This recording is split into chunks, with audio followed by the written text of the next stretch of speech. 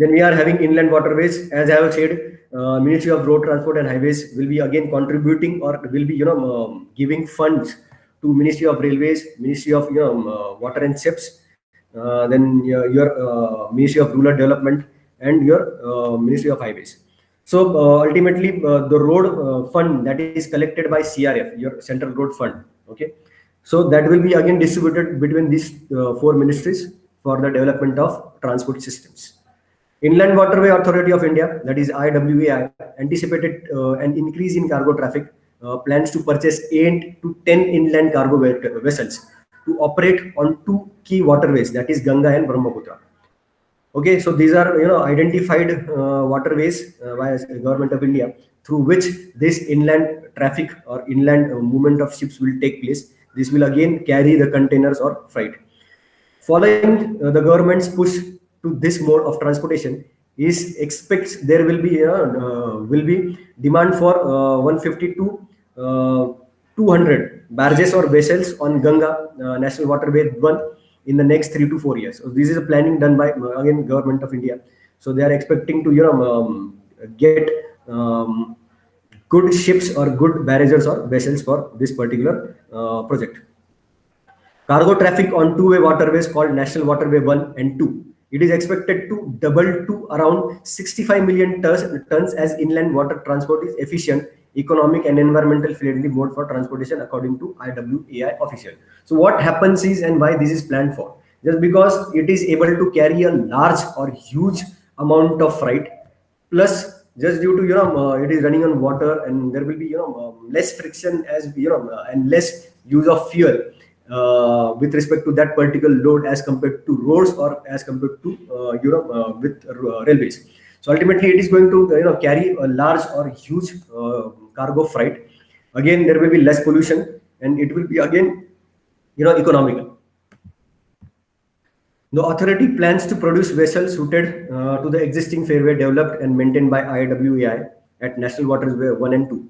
So National Waterway 1 will be at Ganga and National Waterway 2 will be at Brahmaputra. This is to demonstrate its competitiveness with respect to your rails and roads, and to create awareness among shippers, vessels to operate, and investors on potential of IWTA systems. So this is again one of the initiatives that is again taken by central government to just show investor that how sufficient this particular system of transport is, so that they'll be able to invest in these particular schemes. And again, what are the burden of this particular transport or particular infrastructure will be driven, or it will be given to those investors. So again, there might be chances these inland waterways or development of these inland waterways, or whatever the freight that is being carried through these inland waterways, will be again on PPP basis. So you can observe here, I am having National Waterway 1, which is of Ganga, which is of 1620 kilometers. Again, National Waterway 2, as I have said, is of Brahmaputra. It is contributing 891 kilometers. Again, we are having National Waterway 3, which is of West Coast Canal, which is again running inside the Kerala and some amount in Karnataka. Then again, I'll be having National Waterway 4, which is of Godavari Krishna and its canals, which is again contributing to 1078 kilometers. Again, I'll be having Brahmani Delta canals near West Bengal. Again, National Waterway 5. Again, it will be conquering 588 kilometers. So this was regarding my national waterways. Then again, a good project actually, that is Gujarat Gorakhpur gas pipeline. So here, Indian Oil Corporation, that is IOC, plans to lay national longest LPG pipeline from Gujarat coast to Gorakhpur in eastern Uttar Pradesh to cater the growing demand of cooking gas in country. So ultimately, whatever the LPG we are having, or whatever the LPG will be getting at your Gujarat coast, that will be again transferred to your Uttar Pradesh, such a long distance for the growing or to satisfy the growing cooking needs in the country. The IOC, that is Indian Oil Corporation, plans to import LPG at Kandla, that is in Gujarat again, and to move it through 1,987 kilometers pipeline to Gorakhpur via Ahmedabad in Gujarat, then Ujjain, Bhopal in Madhya Pradesh, then Kanpur, Allahabad, Varanasi, and Lucknow. So you can see how many cities are going to again get benefited out of this particular project. So ultimately, Ahmedabad, then Ujjain in Madhya Pradesh, Bhopal again in Madhya Pradesh will again be beneficial or will be benefited out of this particular project. Again, Kanpur, Allahabad, Varanasi, Lucknow in again, and your Gorakhpur in Uttar Pradesh will be again be benefited out of this particular project. The pipeline will carry about 3.75 million tons per gas per annum. So you see such a huge amount, such a huge network of this pipeline. The LPG will be fed into pipelines at Kandla port as well as IOCs as Koili refinery in Gujarat. This will be the biggest LPG pipeline in the country.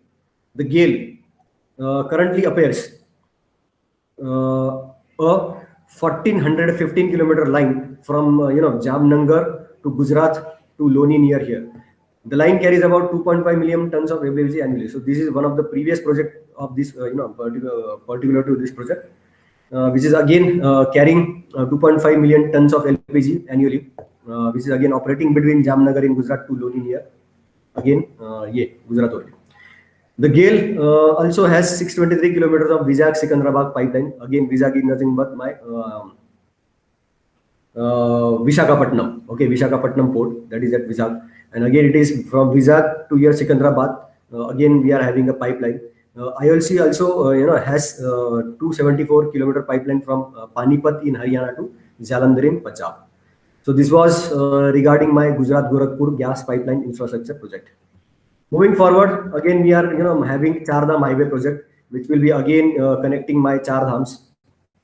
The Char Dham Express National Highway is proposed 2 lane in each direction. So ultimately there are 4 lanes of Express National Highway with minimum width of 10 meters in state of Uttarakhand. The proposed highway will be complement to underdevelopment of Char Dham railway by connecting 4 holy places in Uttarakhand. So ultimately, this will be like my railway project again in Char Dham project. So again, it will be connecting Badrinath, Kedarnath, Gangotri, and Namotri. These are the Char Dhams again, which will be again connected by my national highways. The project includes around 900 kilometers of national highway, and it will be connected to or those national highways, or that Char Dham project will be again connected to rest of the Uttarakhand state. The total cost of this particular project is about 12,000 crores. Roads will include several long bridges, tunnels to eliminate accidents and slide prone areas.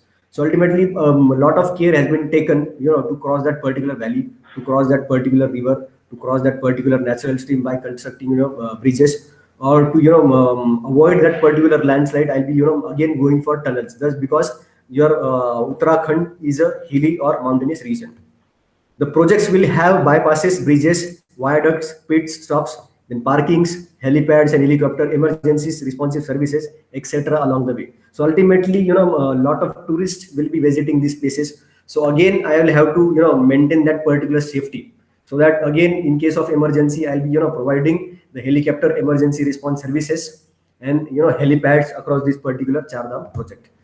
Moving forward, one of the dream projects actually, highest bridge of the world on River Chenab. So this is a railway steel bridge and concrete arch bridge between Bakkal and Kauri in Resai district in Jammu and Kashmir.